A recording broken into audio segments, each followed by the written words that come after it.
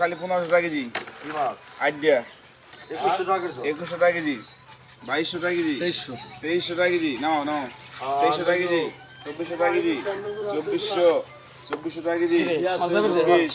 2400 টাকা কেজি তেল খালি ভাই মাসলা 2400 টাকা কেজি 2400 টাকা কেজি 24 গেল